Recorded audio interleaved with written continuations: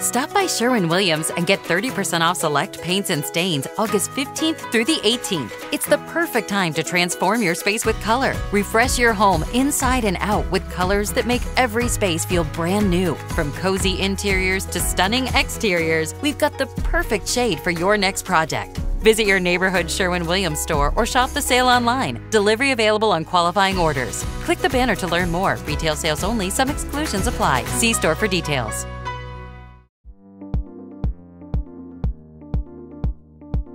Hey family, listen, if you're like me, life gets crazy and hectic, and sometimes our body needs a little extra love.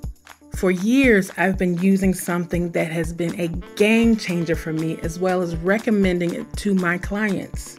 I'd like to introduce you to Vital Body. It is packed with 37 fruits and vegetables, 19 herbs and spices, prebiotics, 15 strands of probiotics, 21 different enzymes, and I'm telling you what, you get 100% of your daily dose of 21 vitamins and minerals straight from nature. This product contains no GMOs and it is vegan friendly. And here's the best thing, there are no artificial flavors. So if you're ready to kick off your vitality journey and you want to feel better daily, and if you're like me, you want a little extra sleep throughout the night, head on over to vitalbody.com/Monica. And because you are a member of the Black Women Amplified family, they are graciously giving us an extra 20% off of our order. Just use the code MONICA20. Get prepared. I can't wait for you to try it.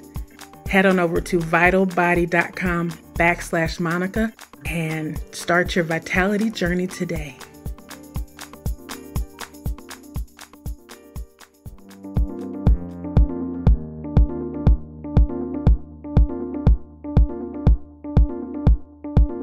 Welcome, and thank you for tuning in to Black Women Amplified, the podcast.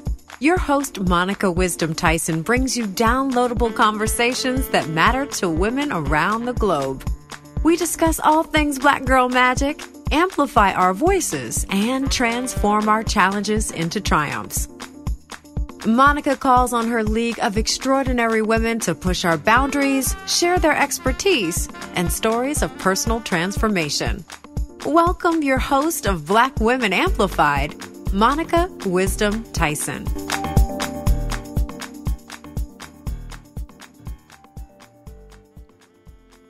Hello, Black Women Amplified family. It is your girl, Monica Wisdom. How are you doing? How are your holidays? Happy New Year. Yes, we have entered the portal of 2024. I can't believe it. I was just talking to someone I ran across the cartoon The Jetsons. And it's like, when I was watching The Jetsons as a kid, I never imagined, one, 2024, and two, that so many elements of what I saw on that show were actually living now. Robotics, AI, FaceTime, talking to someone on our telephone, all the things, somebody saw that and it inspired a vision, and now we are living it. It's amazing to me. So happy 2024. I wish you all the best. Prosperity, abundance, love, joy, peace, wellness, mentally and physically, all the things. Wishing you all the best. And if this is your first time here, welcome. If you have been hanging around since season 1, season 2, season 3, you are a rock star. And if this is your first, second, or third episode, listen, you found your family, you found your tribe. So stick around. And don't forget, I always tell you, push that subscribe button. We are getting an essence of 1,000 downloads a month, which is fantastic. And we're growing every single day. And to make sure that you do not miss an episode, just wherever you listen to this podcast, wherever you're listening to it now, take the time and push the subscribe button. And not only that, because you are my warriors in this game, send this episode to a friend and ask them to send it to a friend, so that we can continue to grow out not only this podcast, but this mission for Black women around the world to be heard, seen, and acknowledged.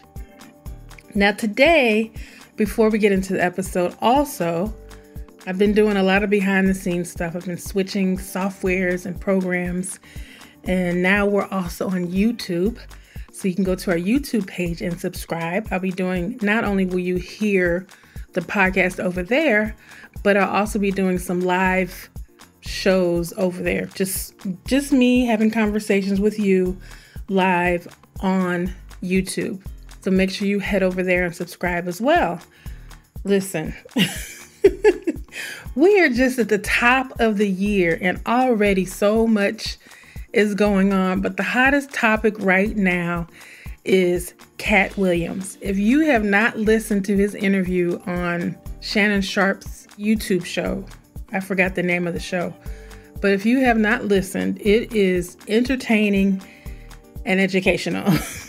I've watched it a couple of times, and he is out here setting the record straight for himself. I don't really have an opinion on that. That's not my life. I don't live in the comedic world, but I do know just from the life that I've lived that there is the world that you see, and then there's the world, then there's the real world, right? There's what they tell you, and then there's what really happened. And we all have experienced that in our lives. So I was like, I gotta talk about this, but I'm not interested in the salacious part of it, of who he said this about or who he said that about. They can deal that right now, that's man's business. They can deal with that themselves, and they are perfectly suited to handle that information themselves. I'm not here for that. But I listened to it the first time, and the whole time was like clutching my pearls. I was like, oh, what? Huh? What? And it is what it is. But I went in and listened a second time because there were a couple of things that he said. And I always have my entrepreneur's hat on. And it's always curious to me of how people like him, who are not necessarily mainstream or famous, like he's Black folk famous. We all know who he is. Some people have never seen his comedy. Some people love him. Some people don't. But he has maintained his empire for a long period of time. And he's done 1,900 city tours. That's huge. You know, Janet Jackson doesn't do 100 cities anymore. I don't know if Beyonce did 100 cities. And he doesn't do the big, huge stadiums, but he does nice size arenas and theaters. So he's out there putting butts in seats. So I'm curious about his business acumen and his longevity and how he keeps it going. Because there's two ways of business. And I don't mean for this to be a business talk, but let me just break it down. When it comes to the entertainment industry, because I did work in the industry for 10 years, there is the people who are doing their thing, and then there are people who are helped. I'll just say that. And he's out here doing his thing, and there are other people who do their thing that you may have never heard of before. But they are putting butts in seats. They're successful. They have a huge fan base, and they're making lots of money doing it. So you can either be helped or you can do your thing. And the heart of an entrepreneur is going to do their thing, because there are people out here making that you've never heard of before around the globe that are just as successful as Beyonce. When is the last time you ever saw Mark Anthony? He still sells out huge venues. Right? You think Ricky Martin's not doing anything. He's in Latin America doing his thing. There is Hollywood all over the world. There's a version of Hollywood in South Africa. There's a version of Hollywood in India. They call it Bollywood. There's a version of Hollywood in Nigeria called Nollywood. So there are aspects of industry in places you've never heard of. And why do I say that? I say that because, and it applies to this conversation we're having today. I have a guest on today that I'll introduce you to in a second. But for Black women, we have only had full civil rights as women, as Black women, since the Civil Rights Act, 1968, I believe. I get that there's three, but I get them confused. But 1968, I'll just say that. And when we got the right to vote. And before that, we could either be teachers, maybe a nurse, or you had to be an entrepreneur, or you were a wife. You didn't have a lot of opportunities to do things until segregation ended. But now we're in 2024, and there are so many opportunities that we can, it's still a challenge, but like our guest today, you can chart your own path, and the beauty of what Kat said is that there are 4 things that I pointed out. There were several, but I just wanted to give you 4 things about business that he said. And I'm going to pull out my notes so you might hear my paper. But the first thing he said was about business. He said, business is about being independent, being the boss, taking responsibility, and keeping the profit. That is the heart of entrepreneurship. And I'm a part of the NASDAQ Milestones program. So we just had our last class, and then we go through graduation, I think, in a couple of weeks. They haven't set a date yet. But anyway, the idea that you can take something you're passionate about, take something you love, take a gift, an idea, a solution, something you have knowledge of, and put it out in the world and figure out a way to make money from it. Right? That is the heart of entrepreneurship. That's different than being in corporate America or building a business. People don't understand that there's a clear distinction between entrepreneurship can grow into business, but there's a clear distinction and the difference in the way that we think. And most people, unless you're an entrepreneur, do not understand it. And a lot of people don't realize that they are an entrepreneur. They might sell cookies. That's entrepreneurship. They might make music. That's entrepreneurship. You could either make music on your own and be independent, or you can work for a record label. And people say, I have a record contract, but essentially you're working for a record label. That's the bottom line of it. But those are the 4 things that he said. The second thing that I took away from his conversation was be generous. He believes in tithing, but he delivers his tithes to people he either feels needs it, or somebody who inspired him, or if he goes to a town that has a lot of poverty or homelessness, he says he will take 10% of his money and he will put it into the community that just gave him $100,000. So he'll keep 90 and he gives $10,000 away to the community. He said, how can I come into your community and not give back to you? Because you've just given me so much. And then the third thing is, he said, hire women. He said 75% of his staff are women because women do things better than men. I was like, yes, somebody finally said it. The question that he was asked was, I heard that comedians have said women will show up at a show and give money, but won't say who it's from. So his response was, well, if I know you're out here working, hustling, you're doing your work, so you're giving a great show, but people are not paying you. He says, I know that struggle, and if I can help somebody else, I will. So he says, because his staff is 75% women, he sends his people to take care of this, to give the people the money, whatever he's giving them. And that's when he went into 75% of the people that I work with are women. I think women do it better. I was like, yes. So in between all of the salaciousness and the setting the record straight, he dropped off some huge nuggets. And that's the one thing I loved. He said he was friends with Prince. Anybody who's friends with Prince is a friend of mine. We're one big purple family. But I could tell that they were friends just by how Prince was the same way. He told a lot of truth about a lot of people. He wasn't a name dropper, but Prince let you know he knew what the deal was. And he's another person who the industry essentially turned their back on him, truth be told. And he had to figure it out for himself. Prince was the first one mainstream that had a membership site. I can't remember the name of it, but you paid $77 a month. And this is when the internet first started. I think it was before MySpace, or it might have around the same time as MySpace. And he had the site set up and you paid $77 a month. And then he gave you music and behind the scenes content. So Prince pioneered the whole thing that we're doing now with membership sites and Spotify and all of the things. Prince started that. So I know, I can tell by the way Cat talks about business, that he and Prince exchanged a lot of ideas just by the way he does what he does. And then the fourth thing that I saw was that bet on yourself. That was the fourth thing. So he had $25,000 in the bank, and instead of waiting on Netflix or any of these other companies to produce a show for him, he took $22,000 of that $25,000 and created his own special. And because he bet on himself, he now has 8 specials. 8. He's not sitting back waiting on one.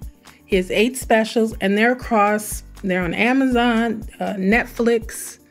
I don't know what other ones. I think I might have saw one on HBO. But the point is that it is essential that, especially in this time frame, and especially as Black women, when we talk about the idea of self-care, it's important that we find a way to align our passions with how we do business and what type of business that we do. And people will always say, well, go get a job, go work for a company, go do this. But it has been found to be very unhealthy for us to work in these corporate environments. Not if you just look at the president of Harvard got pushed out after 6 months. She did all the things she was supposed to do. Claudine Gay, I believe her name is. But she did all the things she was supposed to do. She had a PhD. She went to Harvard. She's done all of this research, and they did everything they could to push her out. And she's gone. So she did everything she was supposed to do. And they were saying it is because she did plagiarism on her PhD thesis that she received years ago. Nobody had a problem with it then. And here's the thing, not every president of a university is a PhD. So what difference does that make? Anyway, that's a whole nother conversation. But my conversation about business, I wanted to have this conversation about business because today we're talking to a guest who is a mogul in the making, and I can't wait for you to meet her. She has charted her own path, and she's designing the life that she wants to live. And she's a young woman, and I always like to support the younger generation, even though our conversations are mainly with Gen X people. There's some people who are shining stars that are millennials who are really out here doing their thing and building their life their own way. And I really appreciate it because as being a Gen X person, true, we didn't have those opportunities. We were told to put our nose to the ground and do our work. And then once we get done doing our work for 50 years, then we go ahead and live our life. Well, they have knocked that upside down.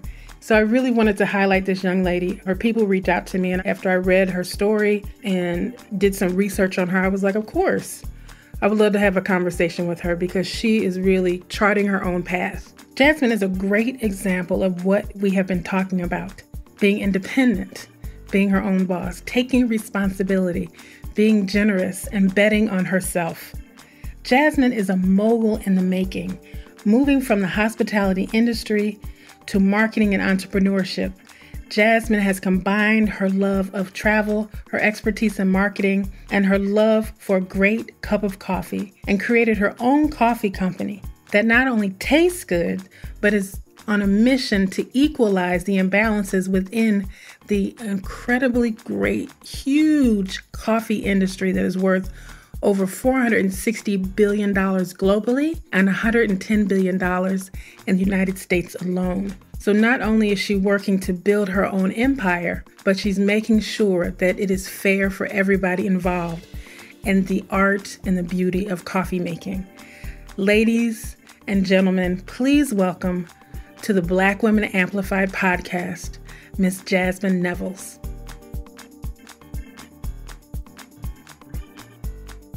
Hey, Black Women Amplified family. Like I just told you, I have an incredible guest with us today, Miss Jasmine Nevels. She is a mogul in the making, and I can't wait for you to hear this conversation. Jasmine, how are you today? I'm doing great. Happy New Year. Thank you for having me. Happy New Year. Can you believe it is 2024? Can't believe it. I don't know how old you are, but I know growing up, 2024 just seemed like a space age time. Yeah, it did. Like something from Back to the Future. Yes. I was clicking on I don't know what I was clicking on. I'm always clicking on something, but the Jetsons came up and I was like, oh my God, the Jetsons was like 100 years ago. It was. And what's so crazy is some of those episodes, those ideas actually now like have come true, They right? are our Like life. they are our life. It's crazy. I just want that. What was it? The conveyor belt, and you come out the other end, you're dressed and your makeup is done. Oh my gosh, that's every woman's dream. Yes. Like, okay, boop, 3 seconds, you are put together. That's the piece I'm waiting on. But we have the That robots would that be great. sweep, we have the iPhones, we have the FaceTime, we have all of that. So yeah, We have vision all is of it. very, very important. Vision is very important. So you are from Chicago. What a vibrant city to be from. I Tell us love how that's. Chicago. Listen, I am straight down 55 in St. Louis. So I spent a lot of time in Chicago. All the sides. Which side are you from? Born and raised on the South Side. Nice. Okay. Chi-town stand up. Yes. Chi-Town stand up. We would do overnights. We would go drive up to Chicago, hang out in the clubs, and then come back home. We didn't get a Yeah, hotel. that sounds like a good weekend. Yes. It was always the best. It would drive up on a Friday night, hit the clubs, hit always great restaurants, great people, and then turn around and be home by early Sunday morning. Great weekend. And then you have to So, sleep off the rest of the day. yes, because work on Monday. We didn't even unpack. So, how has the city of Chicago colored your life? I think Chicago for everything that I am today. I grew up on the South Side. My parents were both like very working class, middle class families. Historically, my family moved to Chicago early in the 1900s. So, as part of the Great Migration from the South. Hmm. And for us, we never lost that connection to like our roots, to our family. And so for me, Chicago always feels like home. It humbles me. It reminds me of like tenacity, grit, hard work. And so I don't know if I would be where I am today without those Chicago roots. Hmm. So, where is your family rooted? You said they were part of the migration. My family was too, so I understand it. So where are the Yeah, roots down so south for your people? my dad's family was from Mississippi, oddly enough, from a little tiny township called Alligator Lake, which is now like nothing. It has a population, I think, of like 300 people, and no one lives there anymore. Oh, And wow. my mother's family originally was from Tennessee, just outside of Memphis. And then they moved to Southern Illinois to Centralia. So, not too far from you. I spent a lot of time driving to St. Louis, all up and down 55. So, know it well. Oh, like that's right across the water, Centralia. It is. Mhm. My mom's parents are from Virginia and they rooted in southern Missouri and then ended up in Edwardsville, and my dad's family, Arkansas, and ended up in Alton. So I was actually born in Wow. Alton. So I'm an Illinois girl. I call myself a St. Louis transplant, but I'm an Illinois girl. There is a little bit of a difference. I get that. But Mm. St. Louis is great too. I always enjoy visiting. Oh, it's a lot of fun. It's a lot of fun. We are definitely sister cities. Definitely sister cities, St. Louis and Chicago. And sometimes we throw in our cousin Kansas City. Sometimes Oh, they can come yeah. to the Kansas City picnics. barbecue. They could bring the barbecue. That's what's most important. What lessons do you still carry from being raised in Chicago as you grow and evolve as the woman that you are? I think I look back on growing up in Chicago, let's just say 30 plus years ago. I'm not going to give you an age, but it's very different now than it was back then. And I think a lot of people have a different experience. But as a child, as a young adult, as a teenager growing up in Chicago, I really struggled to find like that Black community of successful entrepreneurs or creatives. And so I think that back then, Chicago just left me feeling like lost when I was a young adolescent. Hmm. And fast forward to today, it's become this like melting pot of creatives, of entrepreneurs, of self-starters. And so now I look at Chicago as like this thriving epicenter that's, I don't want to throw New York in the mix, but in some ways, I think rivals a New York because you have more space, it's a little bit more affordable. And so I think it's now this perfect time to be in Chicago, to live in Chicago, because you have so many like-minded people that just have great ideas that are super supportive. I think what I love most about Chicago is how people help each other. I don't live in Chicago anymore, unfortunately, but every time I go home, I always have like my circle of people that always kind of like pull you up from your bootstraps, if you will, and are always willing to support you. And so I think for me, I never forget that. And I think that's what's really interesting and special about where Chicago is right now. And it continues to be voted, I'm not sure if you saw this, but like top cities to live in the country, like year after year. All right, you better flex. I'm just saying. I'm just saying. Look, I love Chicago. Chicago is one of my favorite cities in the world. When I pick my top 5, it is Chicago's always up there because what was unique about Chicago, which was different than St. Louis back in the day, and my days go back further than yours, is that Chicago had these distinct neighborhoods. St. Louis had always been, until we became a refugee center, where a lot of different cultures came because of their wars, it was very black and white, and the lines were very clear. So I always called it the Upper South. But you go to Chicago, and depending on where you are, what street you're on, it was just different cultures everywhere.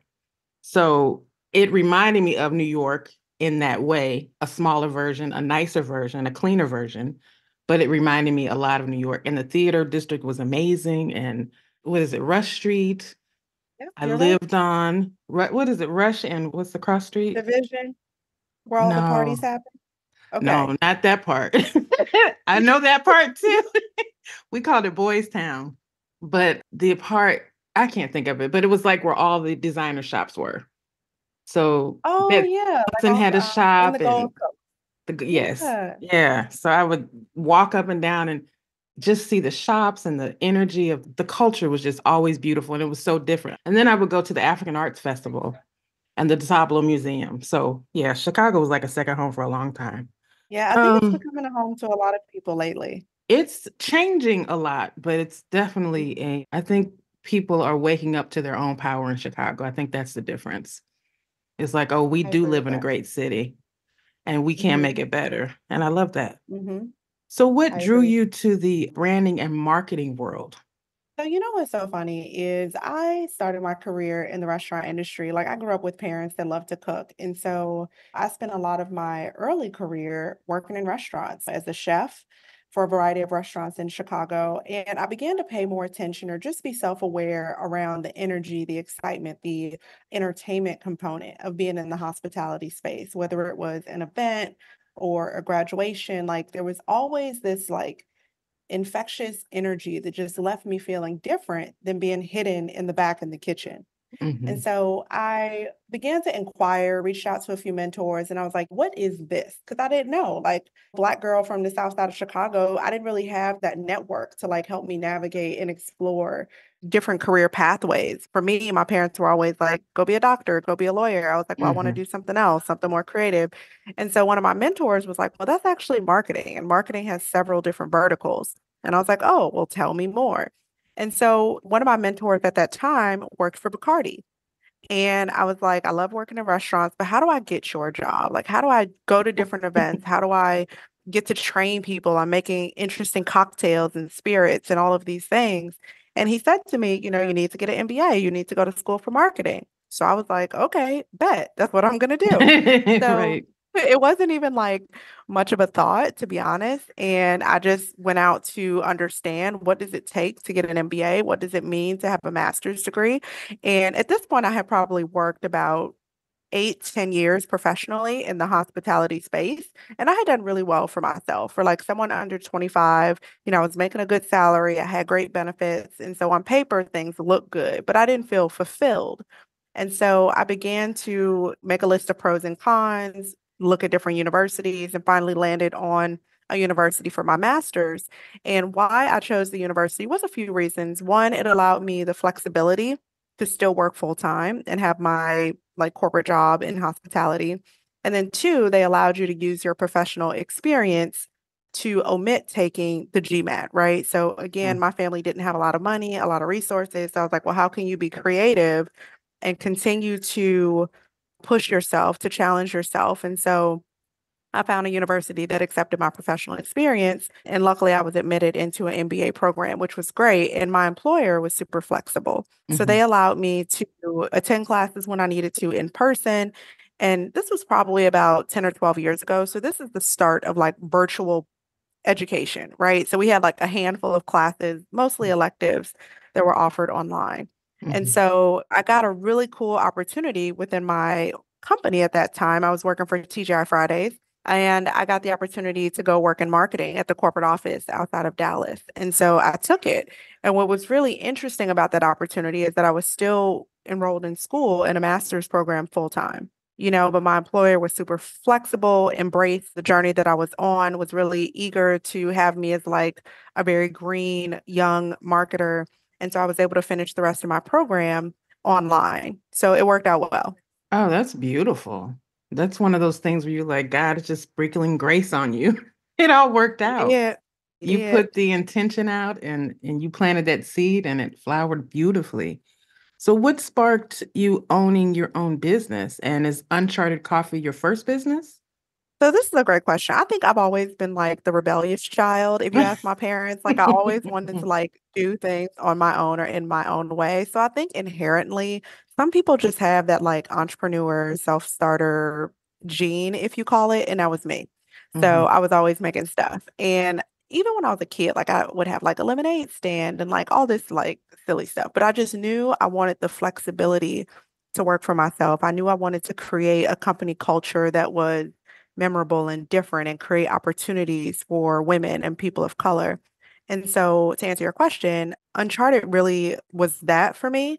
And it's not my first company. I own a marketing consultancy where I provide strategy and guidance to different organizations across industries from like biotech to software.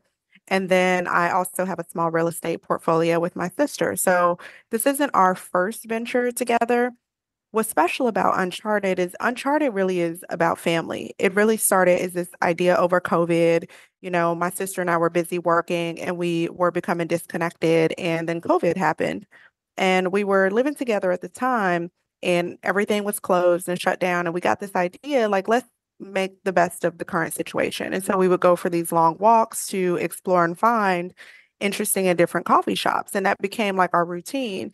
And we began to reflect over coffee and realize that, like, we used to have coffee, or at least witness our parents having coffee together as kids at the dining room table, and Mhm. they would talk to us before they started their day and, like, make sure we had everything we needed for school. And so to bring that full circle, coffee for us was about family, it was about connection, it was about what had been lost, and I think what continues to get lost through technology. And so we wanted to bring forward a coffee brand that reminded us of the connection that anyone can have over a coffee, regardless of like religion, background, whatever. We can all recall a memory or a moment that we share with someone we care about over a coffee, whether it was a job interview you were excited about, or like me having coffee with my mom as a young adult. So I think that's really what inspired us to start Uncharted. And then to take it a level deeper, when we began on this venture, we just began to like look into the coffee industry as part of our own like self knowledge and education, and began to understand that similar to like fashion or beauty or diamonds, the coffee industry is like riddled in exploitation of Black and brown people. And so we were like, well, we don't want to start a coffee company like that. We want our company to be more ethical. We want to appeal to conscious consumers who feel empowered to make this world a better place every purchase at a time. And so we use Uncharted as a platform to tell that dark history of coffee, but then also to feature Black and brown creatives, artists, professionals, scientists that have really paved the way. We say this loosely, but we hope that we can be, when we get there, kind of the voice to the voiceless, right? So be Mhm. a conduit or a pathway for people who have been ignored and oppressed from these coffee producing countries. That's beautiful. So what is the significance of the name Uncharted? A few different things. I think Uncharted is rooted in a lot that we do. So every month we source coffee from a different country. So from a business perspective, it's uncharted. We're finding coffee from all over. I think as we began to start this journey, we didn't know what to expect. I have built several brands from a marketing perspective in my background, but I've never built a CPG consumer brand from scratch on my own. So it's like uncharted. It's a moment of self-discovery for my sister and I. And we want customers to feel like they're discovering something new and interesting with us, right? Like we want to help you on chart a new path. That's amazing. So Uncharted for you has become a movement. What is the movement, and what does an uncharted world look like to you? The movement that we're hoping to create is really a movement of social consciousness to help bring social awareness to what happens in the coffee industry and force some accountability on bigger coffee producers and manufacturers that have the ability to drive change. So some things that happen in the coffee space is child exploitation. Women are paid an unfair wage. Farmers make pennies on the dollar. Like, how do we change the socioeconomic standards in these communities? And the way that we do that is and I won't call anyone out, but the big coffee companies with the green cups or like the ones with the orange cups that we see in the Boston area, we really need these bigger players to recognize that they can't keep destroying land or people or community to make a profit. And our movement is to bring knowledge, education, and awareness to those issues so that collectively, like we've seen in fashion with fast fashion, call out those who are doing unjust work and force them to be accountable to do better. So you don't want to call people out, but I will. But I did a deep dive into the coffee world because I was just I had no idea how huge it is. I was floored that it is a $460 billion industry globally, and in the United States is $110 billion, but the income gap is huge. I was reading one site and it said it breaks it down to the growers get less than a penny per cup of coffee. And That's the true. amount of money that these green cup companies are making and the amount that the growers are making, it is disgusting. I was just It is disgusting. floored at not even a penny are they getting per cup of coffee. And they are fueling these small growers who this is their community, this is their culture, and it goes back centuries, is they get nothing. And it just, I'm speechless in what I'm saying because so much is going through my head. But when I discovered this, I was like, wow. And it just made me realize how important companies like yours are, because then you're able to distribute the wealth evenly and I will say fairly, so that they can also become wealthy. There's no reason that these communities with these coffee farms are not wealthy, thriving communities with the amount of money that is made in coffee. So when That's you're true. I agree with you completely. ever feel overwhelmed prioritizing everyone but yourself? What if you could build confidence, set boundaries, and say yes to you? Discover the superpower of self-love with the Self-Love Amplified Masterclass. It's not just about self-discovery, it's about your inner strength. Ready to say yes? Visit www.blackwomenamplified.com/masterclass. You don't want to miss out. Write it down. www.blackwomenamplified.com/masterclass.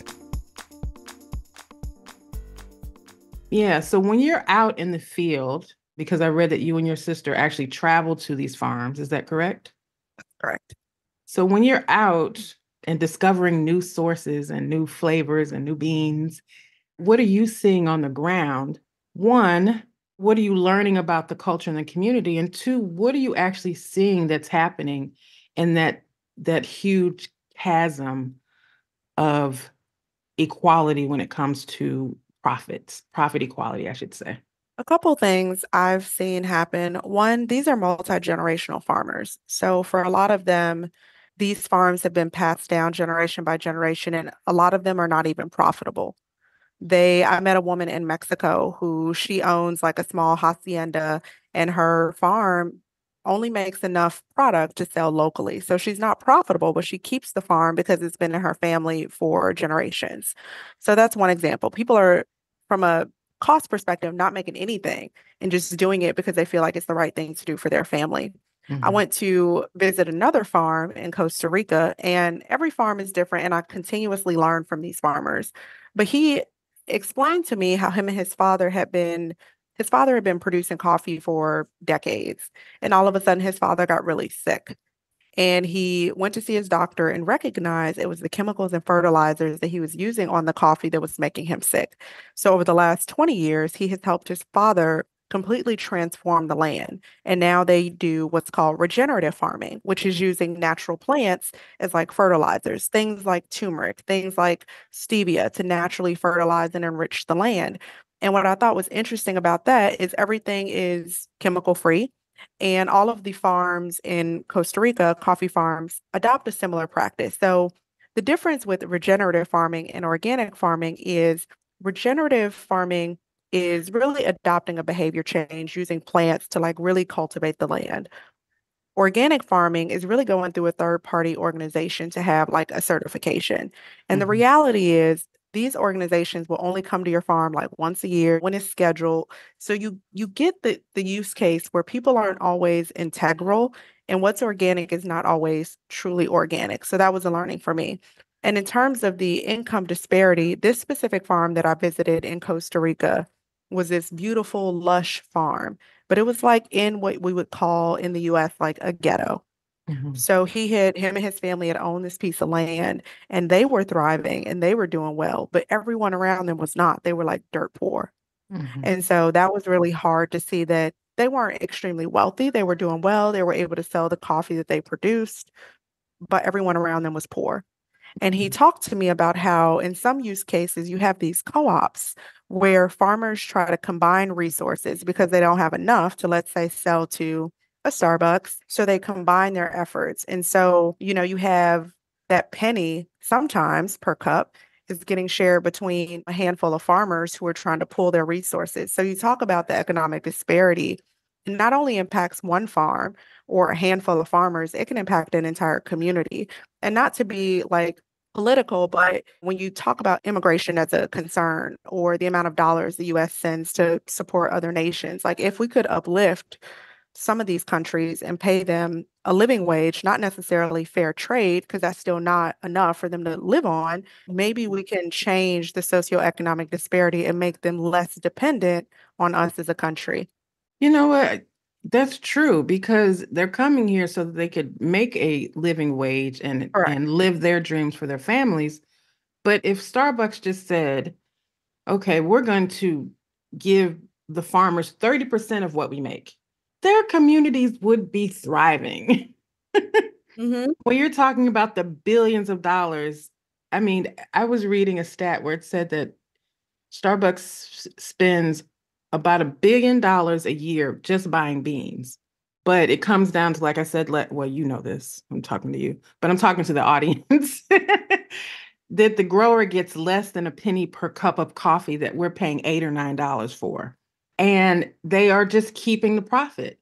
If they just took 30% of each cup of coffee and gave it to the growers, they wouldn't have a need to come to any other country. They could live in their countries and see their families thrive and build the legacies that they leave their country to build.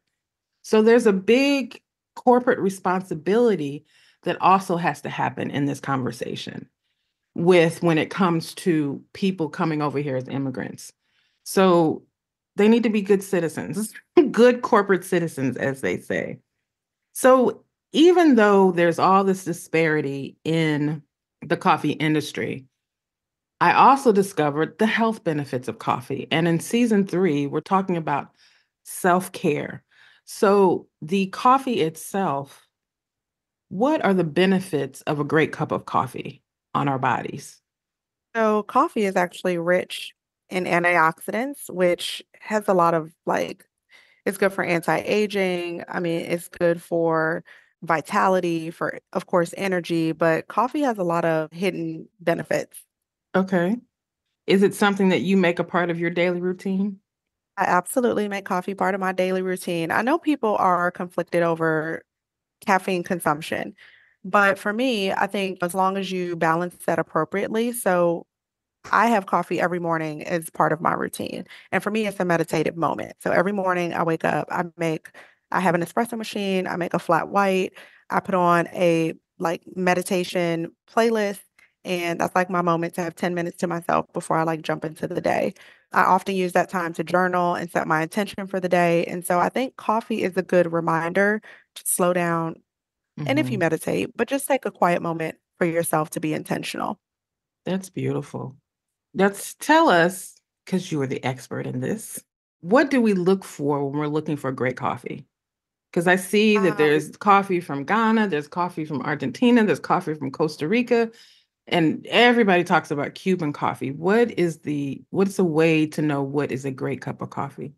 I will caveat this before I answer. So, coffee, I think, is very subjective, and I would say it's similar to wine. So, you and I may like different wines, different varieties, and coffee is exactly the same. So, there are several things that impact the flavor of coffee, things like environment, the soil, the temperature, the altitude, just like wine. And so, the things that I think that I know make a really good cup of coffee is number one, buy coffee that's premium. And you buy it premium for a few different reasons. So coffee, similar to wine, is on a point scale.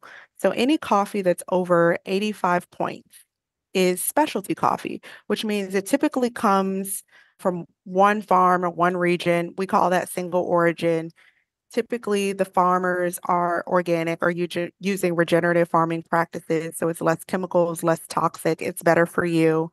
And the taste is like a wine. And by that, I mean, every time you have coffee, it kind of has these different flavor notes that you should be able to taste if you just have it black. And it should be enjoyable, like you're having a good red wine. So you may taste hints of nuts or cocoa or passion fruit. And so it really becomes a beverage that you can almost sip on. And so finding those little different flavor notes that make the coffee interesting and different by country really is only found in like specialty grade coffee, which is above 85 points. So when you say specialty coffee, specialty meaning like is what you sell considered a specialty coffee? What we sell is considered a specialty coffee. If I could break that down, it's coffee that's typically produced in small quantities because you can only buy it in small quantities from like small farmers. So you are sourcing direct from a small farmer versus a commercial lot of coffee.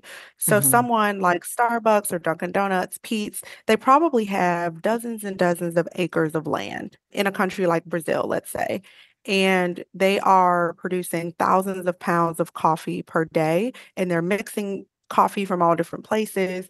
It's not very homogeneous. And so with that, you just get like inconsistency in flavor, inconsistency in quality. And so what's nice about specialty coffee is it's very heavily controlled. So you're getting something that has not been blended typically with other lower grade farms, I would say.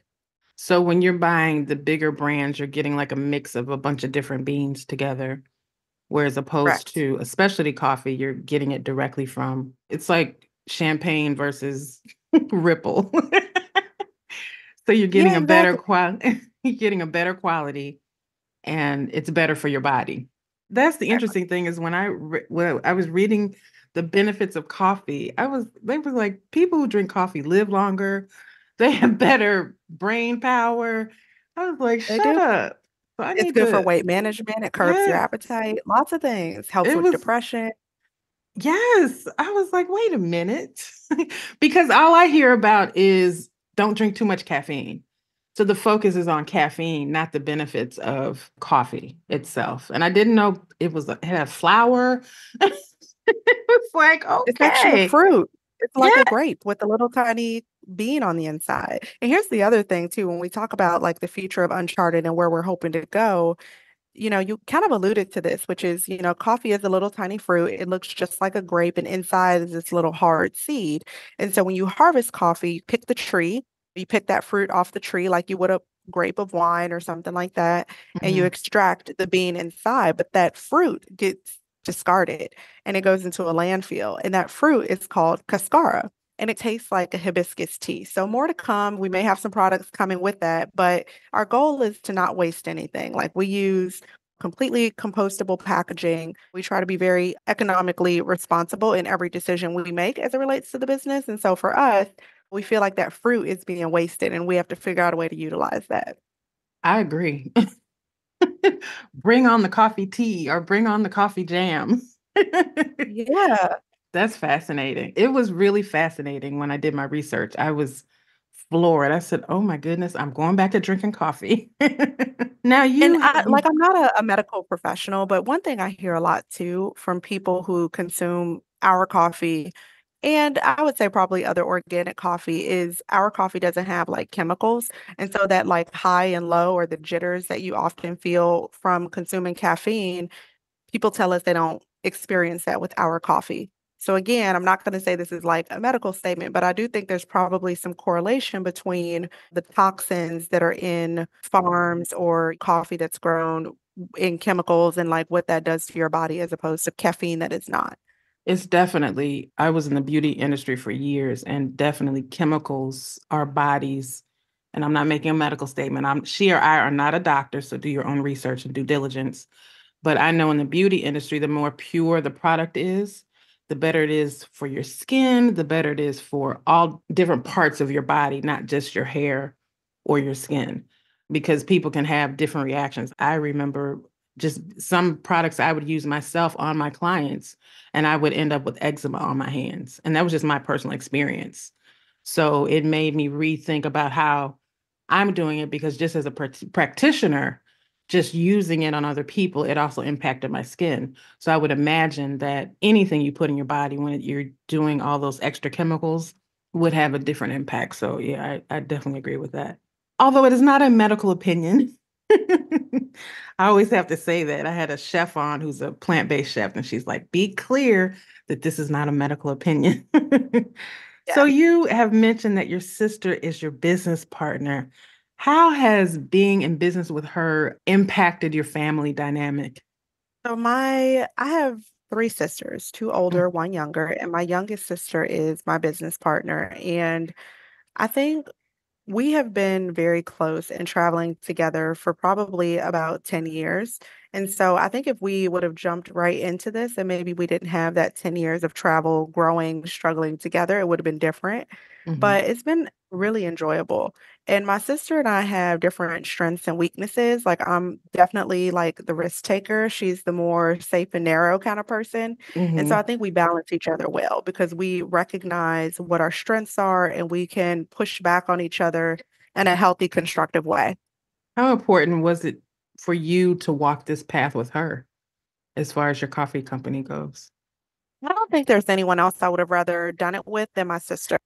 Mhm. Is she an entrepreneur as well, or is this her supporting your dream?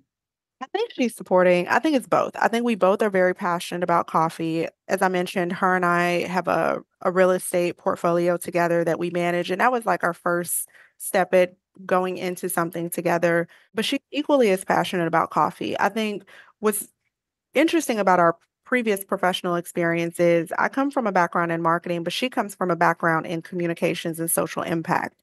So when you Mhm. talk about our mission, the change that we're trying to create, she's driving all of that because she wants to see lives change both domestically, but then also internationally. And we look at coffee as being one conduit or one vertical that can drive global change in the same way that we've seen with fashion. Now, how did you even get into the coffee industry? Like you said, okay, I want to, let's do this. What are the first steps into entering that world? Because one, it's very white centered. It's very, any industry is challenging to get into, but something that's so specific. How did you even open that door? We were actually on a coffee exploration trip in Costa Rica. Hmm. And like I said, we travel and we just were like, let's go do something different. Let's go to our coffee farm. We like coffee. And it really started there. And we began to learn more about the manufacturing process. I don't know, we just like fell in love with the people, the farmers. And we were just like, we should start a coffee roastery. I think everybody has these ideas and you're like, oh, I should do this thing, but you don't follow through, right? You're like, Hmm. sounds cool. But we were like, well, what would it take to answer your question? Like, yes, we love coffee. We've toured a few farms. We love the people. We appreciate their hard work and dedication to give us something that we have enjoyed with our family for over a generation. So we were just like, is it even feasible? I guess to answer your question, we went through this like feasibility study to understand like what would it take. And so we made a checklist of all the things that we thought we needed. And we were like, is this feasible? Can we execute it with the basic knowledge and understanding that we have?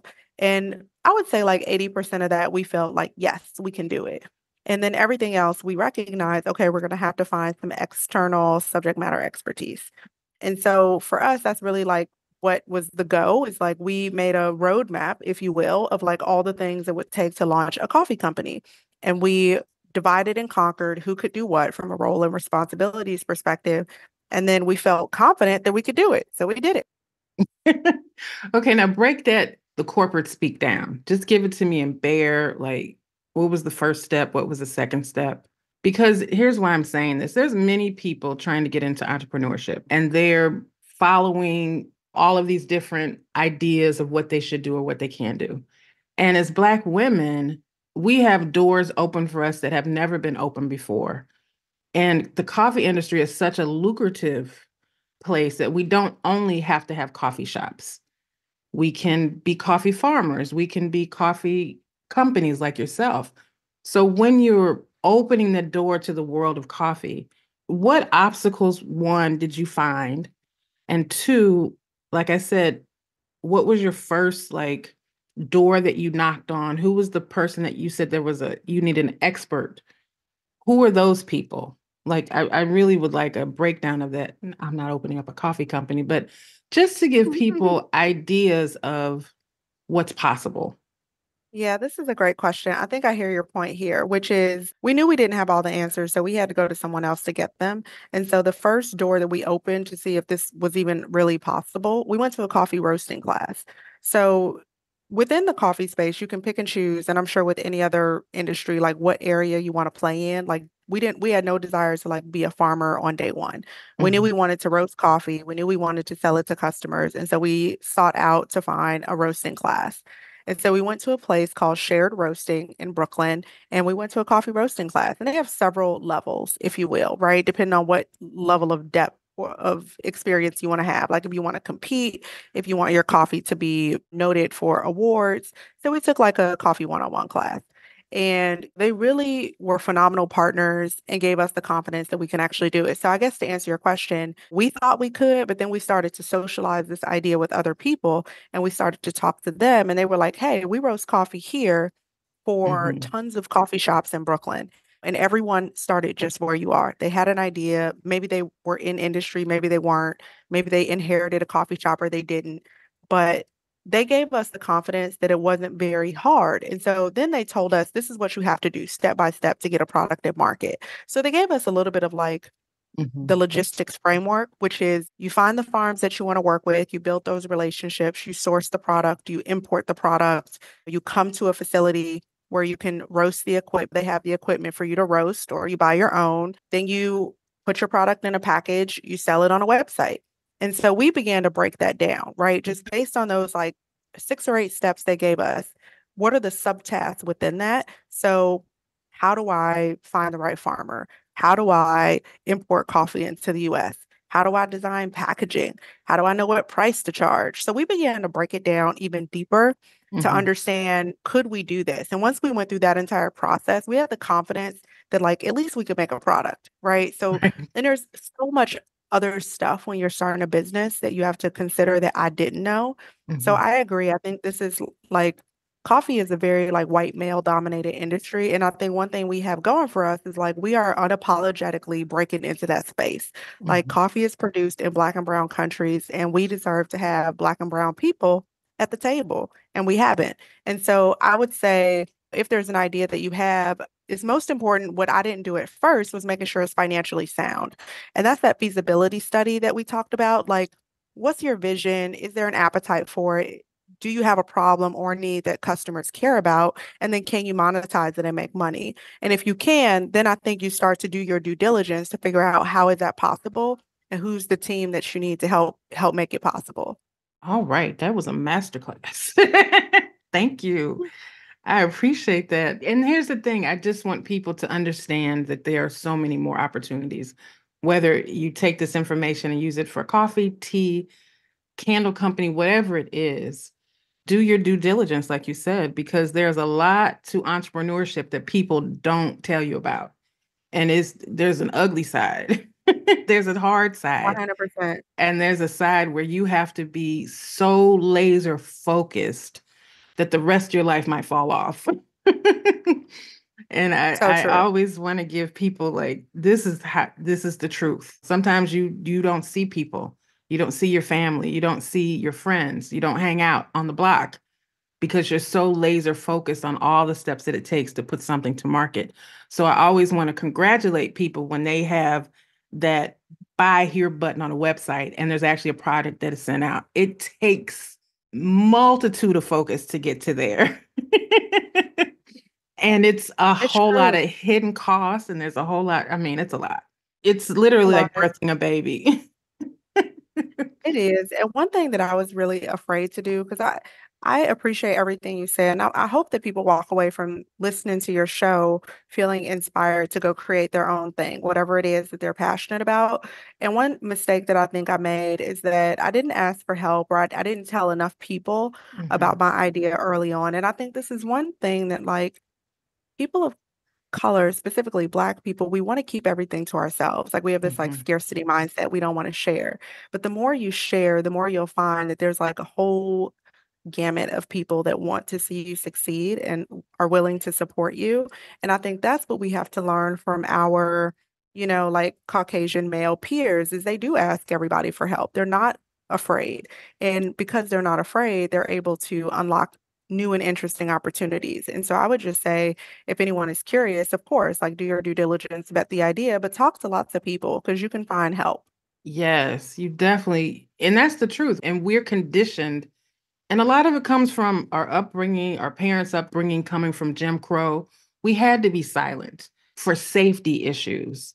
And so it is ingrained in us to keep it to ourselves. But there's so much assistance out there, whether you go get a certificate in entrepreneurship or whether you join an incubator space or whether you go to a class like you did and open your mouth and ask questions. There are so many people that are there that you wouldn't even suspect, and it's always the people, I'll just add this caveat. It is always the people that you think would never help you that are like, here, girl, here's the book.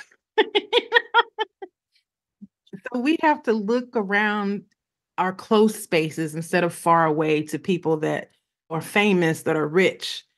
Look to the people that are a couple of steps ahead of you and get their knowledge and then take a couple of steps and then go to the next group of people. But anyway, I digress. This is your interview. But I just wanted to share that because it's important. Like you said, there are things that you didn't think about that now you know about. So when you, as your company scales, you already have those things in position. So what is your hope for Uncharted Coffee? What is your vision for this company? Vision for Uncharted would be, one, I want to be a platform for like Black and brown people to come and just feel like they can be. So more to come on that. It's probably going to be some type of online application community, but I want to be that. I want to be a safe space for people to show up and be authentic and be themselves while having coffee. I think too, we would love to be our own like importer and roaster. So being able to go directly to farms that we like and create an opportunity, a distribution pathway for them in the US. So really sourcing, finding people who align with our values, and then supporting them with the additional technology, with the additional education and financing so that they can get their farms to a place of scale, that they have enough product to meet the demand to send their product to the US. There are still a lot of farms that do great work that can't produce enough materials to actually make it to the US. And so that limits their income potential. And then I Mhm. would say the third thing for us is national distribution. Like, I would love to see Uncharted on the shelves of Wegmans or Whole Foods with those natural grocers who I think are trying to do some good work in the community, and really placing ourselves adjacent to them as strategic partners who can drive change. Now, have you ever thought about starting your own farm here in the United States? I have thought about it. And what's interesting is there's a whole movement right now, specifically in the African American community, to restore that. So more to come. You keep saying more to come. Tell me something. I get it. Yeah, there's a whole movement.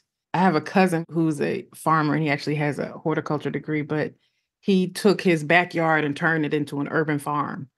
And it's amazing what he's growing.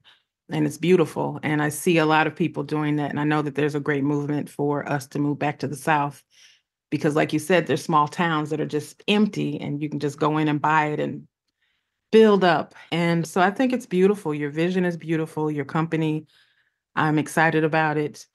And so as we go out, my final question that I ask everybody is, what is your Black girl magic superpower? Oh, this is a tough one. I think my Black girl superpower is resilience. Like, I do not give up. So much to a point that I have to balance that because sometimes I can reach the point, like anyone else, of just like burnout, working too much. But I think resilience. I think being an entrepreneur has taught me that you're going to receive a lot of rejection in different formats. But if you believe in what you're working on, you believe in your passion, you have to keep pushing. And for me, that's called resilience. And some might call that dedication or discipline. But for me, it's that and showing up resilient every day, which means bringing a positive attitude to my team, to the contractors that I work with, regardless of how hard it is to just be resilient. And I hope that other people can be unapologetic in their pursuit of their passion and just see it through. That's beautiful. Resilience is beautiful. I will say that though, you should organize some trips to the farms. Because who Yeah. doesn't want to go to Costa Rica? Yeah, you know what? So I thought about doing like some kind of meet the founders kind of thing, and maybe we do a trip or a dinner. I don't really know yet how to structure it. So when I say maybe later, it is top of mind. But Mhm. one thing I'm trying to manage is how do I prioritize and not feel overwhelmed? So like I would love to Mhm. partner with urban farms, but I don't want to be in the day-to-day operations. So it's like, how can I maybe, and this, so now I'm asking for help on the show. If there's anyone who can maybe help me figure this out, let me know. I would love to put something together where I can facilitate an opportunity to host a coffee cupping session in person, or even better, we go to our coffee farm together. I think that would be amazing. Oh, that would be fun. That would be fun. I interviewed two best friends who started a company. They're the first Black women to own a crystal company in the United States. They own oh my God, it's escaping me, where you go get the crystals. What do you call it? Like on a mountain, like actually Yeah. harvesting them. Yes, they Yeah. have that. They have that. I can't think. Wow. And I'm a crystal girl, and I can't even put it together. But one thing that they do is they organize trips to go so people can harvest their own crystals, and they do this That's whole amazing. high end thing. So I'll email you their information so you can check out what they're doing because they I might would be a love great that. story. And one of them name is Jasmine, and the other one is Ivy, and they're best friends. And if you listen to their Oh, interview, their story is remarkable of how they attained this land that used to belong to Tiffany. So anyway, to Tiffany. yes, girl. Fast. The story is Wow. amazing. Okay, I'm gonna We listen to talked that about today. I'm gonna play it. grace sprinkling. Wait till you hear their story. It's amazing. So Jasmine and Ivy, I interviewed them a couple of months ago. Remarkable women, and their story is amazing. But they own, I don't know why I can't think of it, but and when you listen to it, you'll understand. But so that's why I love these stories and sharing the stories of women like you, because Black women are going in uncharted spaces and creating ventures that I never thought I'd see in my lifetime. A coffee company, owning a crystal company, owning all the things that people are doing. And that's what I like to highlight here. So I really want to thank you for your time. Thank you for your energy, your knowledge, sharing that and breaking it all down. And I hope that people are inspired. So how can people reach you moving forward? I'm an open book. So for whatever reason, wherever you are in your journey, or if you just want to say hello, I can be reached at Jasmine, Jasmine, at unchartedcoffee.com. You can also find us on Instagram at Drink Uncharted, and you can DM me there. I do monitor that inbox, so I will follow up and follow back. Well, thank you again for your time and saying yes to this conversation. I really, really appreciate it. And listen, good luck to you and your sister. And I'm sending you all positive, divine energy for all the success in the world to you. And we will Thank talk you. soon. I appreciate it. Thank you so much. Have an amazing day. You as well. Bye. Bye. Thank you for listening to Black Women Amplified. We hope you enjoyed the show. Be sure to subscribe and log on to blackwomenamplified.com for more information. Keep shining.